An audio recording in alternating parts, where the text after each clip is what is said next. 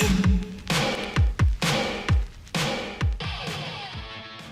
everyone, and welcome to the last episode of Frankly Speaking for 2022.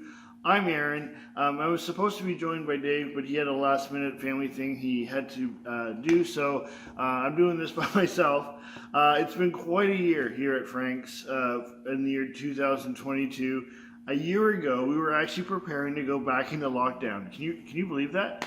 Remember the passports, the QR code, all that mess. Despite all that, we still were able to put on a Frank Fest, which was an event to get ready for our big fundraiser every year called Coldest Night of the Year. Both events were a success despite all the issues with COVID and everything, and we were able to raise over $50,000, and that was amazing because it was only our second year doing Coldest Night. From there, in March, all of a sudden restrictions lifted. It was also March break, and then all the work that we had done to promote the center was just like a perfect storm, a good perfect storm. And next thing you know, we were busy for the first time that week, and it was amazing to see all these kids finally use the center. And by summer, we were getting 100 kids a day. It was nuts. I don't know how we did it, because sometimes we only had maybe 2 or 3 staff on, and yet kids would just come throughout the whole day. And yet we made it through, and then we started to get to know the kids, and we started to build relationships with them. They started telling us about what was happening in their lives, and we were starting to build community with them. And one event I remember, it was the Friday Night Lights. A couple of our youth were actually in the football game, but the rest of us were selling items, hot dogs and stuff. And not only did we have a number of volunteers show up, which was awesome, but it was a number of student volunteers. I couldn't believe. I was there to help, and I couldn't even get a spot under the tent for like an hour because everyone was just so helpful that day. And it was just great to see youth and volunteers work together. It was community. It was amazing. And then for Halloween, we did our first Franken Haunted House.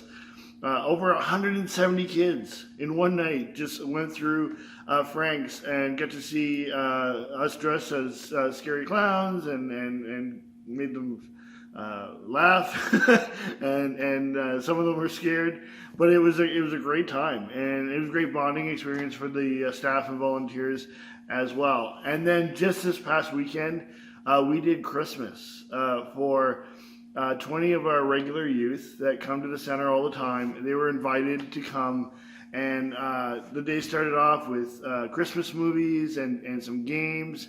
And then I don't know where Dave went, but Santa showed up, and he read The Grinch, and he got his picture taken with a lot of the kids. And I mean, they were acting like kids too, not like the usual teenagers that they usually act like. They were like kids around Santa. And then we bought them all gifts. And you know how some teenagers are with gifts, like, oh, thank you very much. No, like these kids were ripping open their gifts, and they were screaming with joy. And some of the kids were crying. Well, that was too much for me. I was overwhelmed by that moment, and I had to step back. I was in tears. It was amazing to see. The kids loved their gifts, and then we had a turkey dinner, and we just shared the whole day with them, gave them Christmas, and it was such an amazing experience and a great way to end the year. We've also had a number of changes when it comes to staff. Obviously, it was Dave and I from the very beginning of Frank's. And then all of a sudden, Dave wanted to focus more on the overall satellite of Strathroy, so needed a center director, and so he brought in a friend of his, Jackson Rogers. And Jackson has been such a blessing, taking over the actual center and running it. And then shortly after, Bethany came aboard. She's an intern right now as she's finishing school, but then at the same time, she's raising her deputation. And so hopefully when her internship's over, she'll be able to come work with us on a regular basis. And so we look forward to Bethany joining our team. And then I don't know if it's official yet, but we are working on getting a warming center going soon.